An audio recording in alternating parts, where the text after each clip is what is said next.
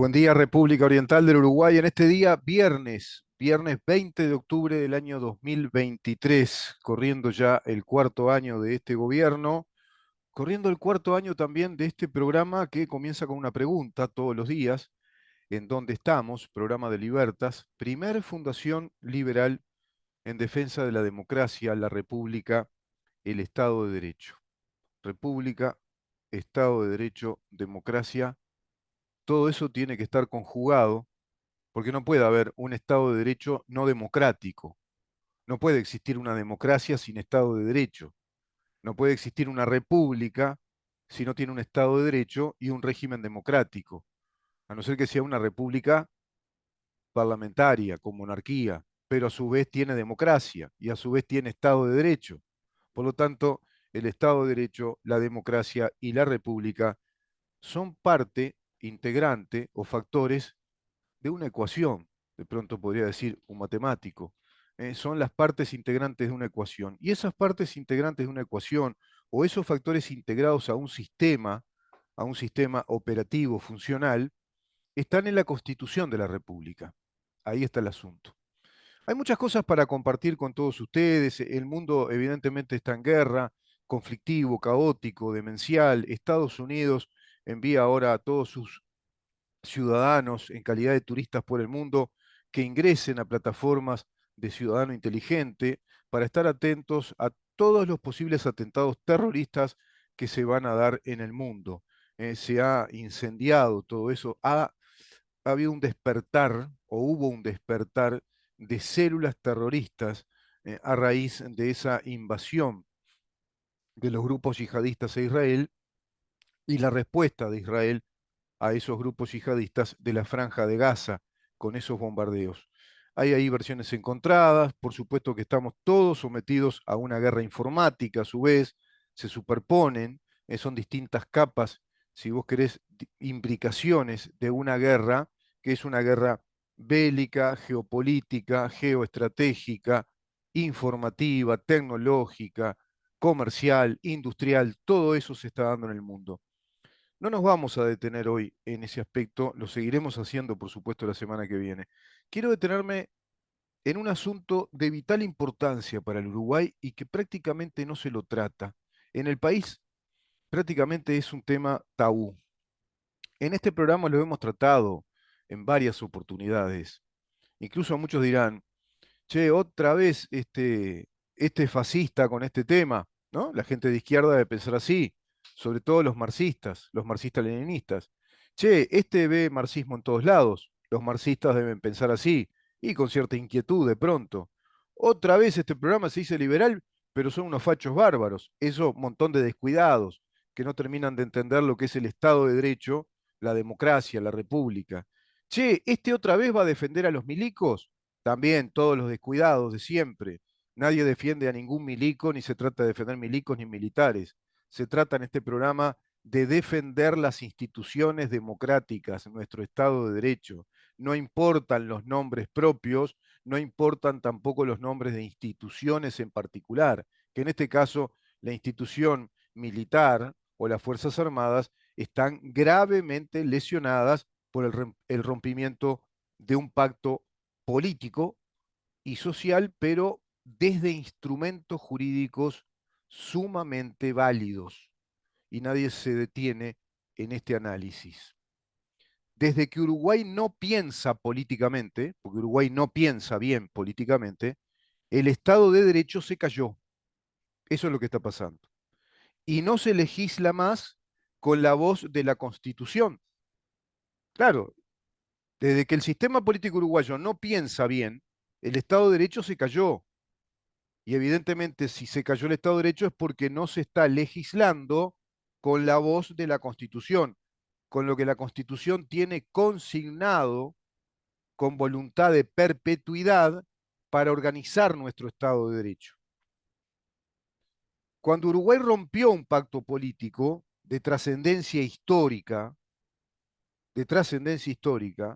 no cabe duda, y yo te diría que no cabe otra cosa que pensar en los efectos perniciosos que esto trajo aparejado, tomando en cuenta, por otra parte, la naturaleza jurídica que dicho pacto político asumió.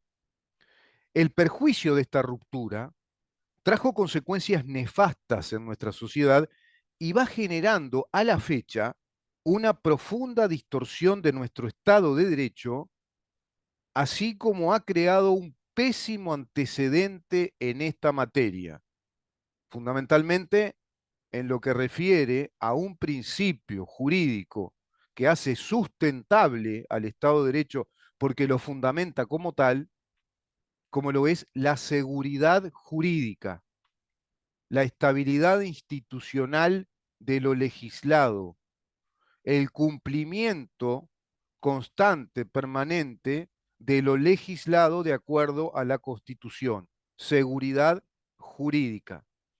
El perjuicio político histórico y a su vez jurídico tiene nombres propios y un momento muy preciso de nuestra historia institucional a la hora de analizarlo.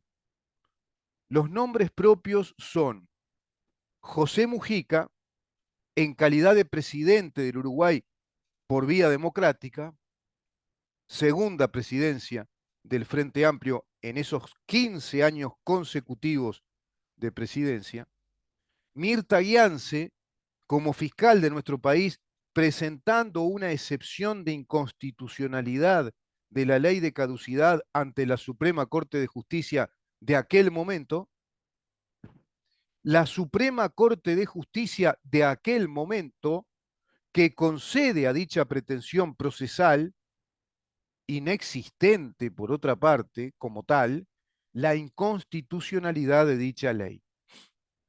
Fíjense ustedes, el Estado uruguayo, que a través de la ley 15.848, conocida como ley de caducidad a la pretensión punitiva del Estado, emite a través de esa ley su renuncia a la pretensión procesal penal en los casos que están dados en los artículos primero, segundo y tercero de esa ley, tiene a posteriori, muchos años después, 22 años después, a una fiscal del mismo país que plantea una excepción de inconstitucionalidad contra esa renuncia a la pretensión procesal. Es decir, un Estado esquizofrénico que renuncia a la pretensión procesal y el mismo Estado, desde un funcionario relevante del Estado, un fiscal que integra el Poder Ejecutivo, pide la excepción de inconstitucionalidad. Imposible, ¿no? No tiene sentido. Además de otros aspectos técnicos que ahora no vienen al caso analizar, no había manera de concebir que tenía razón Mirta Gianze. Por otra parte, familiar de un Tupamaro. No tenía legitimación procesal alguna. No tenía legitimación procesal y no había ninguna legitimación procesal pasiva tampoco. Por lo tanto, no tiene sentido. La Suprema Corte de Justicia, que concede a dicha pretensión procesal inexistente como tal, te repito, la inconstitucionalidad de dicha ley, y esto es a modo de que, aunque usted no lo crea, aunque usted no lo crea, y por cierto, el gran nombre propio es el de la misma ley, la ley 15.848, ley de caducidad de la pretensión punitiva del Estado. Acá reparo en un aspecto jurídico e histórico político, en el que no se ha detenido el país, porque los juristas expertos, supongo que hay juristas expertos, en lo que hace al derecho constitucional, en lo que hace al derecho procesal, incluso desde el derecho constitucional y el derecho procesal, la teoría de Estado, muy importante entender qué es la teoría de Estado y la teoría de gobierno. No hay políticos de renombre tampoco. Es decir, la cátedra de Derecho Constitucional no lo ha hecho. Y el punto es el siguiente. Ante la amnistía otorgada por ley a terroristas, ante la amnistía otorgada por ley a terroristas contra el Estado, terroristas contra el Estado, que atentaron contra el Estado uruguayo, la ley de amnistía general se aplicó a todos los terroristas que atentaron contra el país de manera organizada y militar. propagandística, logística, organizada políticamente y militarmente en aquel contexto de Guerra Fría entre la Unión Soviética y los Estados Unidos, llega, llegan los efectos de esa Guerra Fría a nuestro país de modo contundente, muy preciso, con una guerra planteada desde grupos terroristas al país, que así lo hicieron, atentaron contra el país y fueron objeto en aquel momento de aplicárseles los artículos 31 y 168, numeral 17 de nuestra Constitución, de la Constitución de la República Oriental del Uruguay. Es decir, dispositivos de inmunidad respecto a nuestras instituciones democráticas, a nuestro Estado de Derecho, a la soberanía de nuestro Estado de Derecho, contempladas por ese artículo 31 y el artículo 168, numeral 17. Quedaba resolver el otro gran aspecto, porque a los terroristas contra ese Estado se les aplicó la ley de amnistía, se los perdonó a todos, indiscriminadamente, a todos, tupamaros, no tupamaros, integrantes de otros grupos armados, todos, los que cometieron delitos muy graves, cometieron delitos de terrorismo, terrorismo contra el Estado, terrorismo contra la población civil, privación ilegal de libertad, detenciones clandestinas en cárceles clandestinas, sometimiento a torturas, torturas de todo tipo, asesinatos, un montón. Asesinaron a fuerzas del orden, asesinaron militares, cadetes de militares, policías que representan las instituciones de nuestra seguridad pública, de nuestro orden público y de nuestra soberanía, de nuestra defensa. Directamente atentaron contra el Estado, matando gente, ejerciendo el terrorismo, tirando bombas, mataron civiles, torturaron, privaron de libertad, emitieron comunicados terroristas. A esa gente se la perdonó a través de una ley de amnistía. Esto hay que insistir porque no se habla de terrorismo cuando la gente se dirige a los terroristas de izquierda, a los marxistas-leninistas.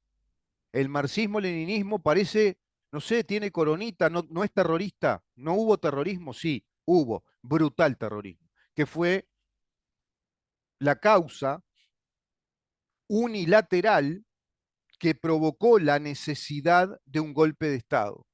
Porque a su vez los papanatas de la época no estaban a la altura, es decir, los senadores, diputados de aquellas elecciones que tenían muy enojado a Wilson Ferrer Aldunate porque se decía que le habían afanado las elecciones, que habían sido fraudulentas, bueno, no entendía en aquel momento Wilson que estaba inmerso en un contexto sucio de una guerra fría y de grupos armados que estaban atentando contra el país para perpetrar la revolución marxista-leninista de acuerdo a aquella proclama que había hecho el movimiento MLN Tupamaros, movimiento evidentemente subvencionado, cobijado, logísticamente preparado por la propia Unión Soviética y el Partido Comunista en su internacional, con el Partido Comunista de Uruguay, integrante de la Internacional Comunista.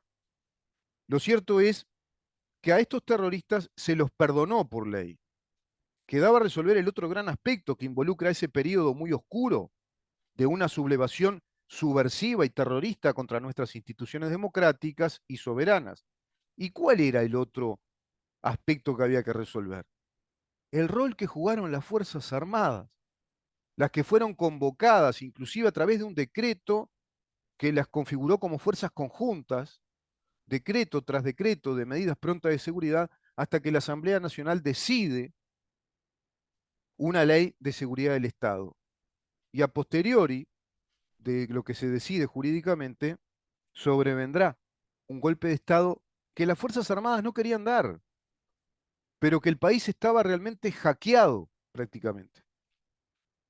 Y en mérito a lo dispuesto por los decretos de medidas prontas de seguridad, como les decía, artículo 31, y posteriormente una ley votada por la Asamblea General de ese último gobierno democrático antes del golpe de Estado, como lo fue la Ley de Seguridad del Estado, el golpe de Estado será consecuencia de un deterioro notorio del funcionamiento del sistema político uruguayo, especialmente de los partidos fundacionales del país, mal representados por sus integrantes en un contexto de guerra fría mundial entre la Unión Soviética y Estados Unidos, donde ya trabajaban acá las centrales de inteligencia de un lado y del otro, KGB, CIA, evidentemente se hacía notar, y muy peligrosamente ya, desde una embestida terrorista de parte del MLN Tupamaros y una serie de otras organizaciones terroristas armadas en pos de perpetrar la caída de nuestras instituciones en aras de una revolución política marxista-leninista,